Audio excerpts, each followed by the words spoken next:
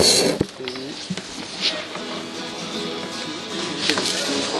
Donc, bonjour, c'est Elina, en direct du webzine elina.blogspot.com avec comme cameraman Hugo.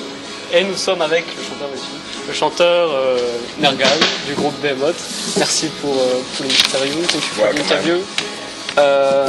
First, where does the name Behemoth come from? It comes from basically the name Behemoth appears in like many sources, mainly mythological sources. It also appears in the Bible. I took it from a book called God of Evil, which author I can't remember because it was 17 years ago, 16 years ago.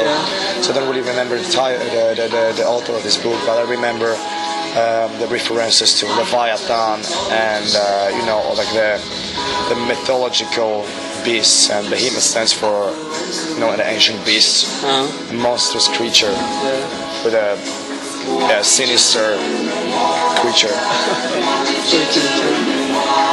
The apostasy has been released. How would you qualify the sound, the evolution of your band? I hope it's another huge step ahead, And if it's not a step ahead, then it's hopefully very refreshing and powerful sounding record, I think we already reached like a certain quality level, with this band. So now it's all about delivering quality and honest music. That's what the apostasy for sure is. I read you have improved your voice on this album. You have some problem with the respiration, breathing. No, it was. I had problems with recording Demigod, the previous album. With the apostasy, I took a vocal lessons. So it actually was pretty fucking smooth. I don't remember when it was that smooth that I recorded the vocals. I don't think ever. It was actually like it took me like 30 minutes to nail every song. Yeah. It was awesome. I think on Inner Sanctum you have a special guest at the piano. Yeah. Can you tell us more about him and your meeting? Well, we met in a studio. This guy whose name is Leszek Mosher, he was having some studio sessions at the same time. So basically he was working, and I asked him to join us, and he came up with this idea, this piano theme that we decided to use in the song, and I think that it perfectly fits the song. And who would you like to invite or to work with in the future?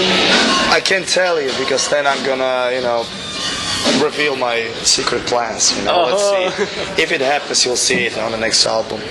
But maybe on the next record we shouldn't have any guests. You know what I mean? Because we had guests on Demigod, there was a guest on the Apostasy.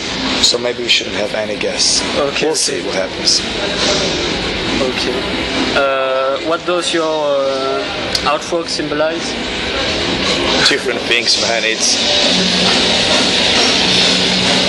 It's millions of meanings behind it, It's hard to say what it symbolizes. You know what I mean? It's all about understanding what this band is all about. And I just cannot, explain it in one or two sentences in this interview. Because it's very complex. How do you compose a song? There's many ways I do it, actually. But mostly it's me walking down the street and coming up with ideas. Or driving a car and coming up with ideas, Alright. What language do you use in your song? Different languages. Language that's based on numerology, Enochian, Greek, Latin. So Egyptian, I think. Yeah, there's some Egyptian hieroglyphs too. Different stuff. Sumerian. Is it right that you have a degree in history or something like that? Yeah. Sometimes it helps, like on this last record, I came up with this name for the opening intro, Rome 64, and that's what basically I remember from my studies, So.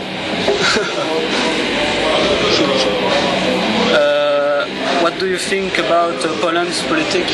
I think it sucks. Yeah. As most of the politics anywhere in the world.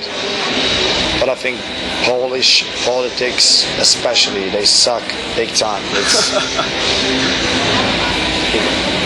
These people don't really make me proud of my country. Yeah, we've seen you on a show called Cuba, and the guys was like, "Are you Satanist?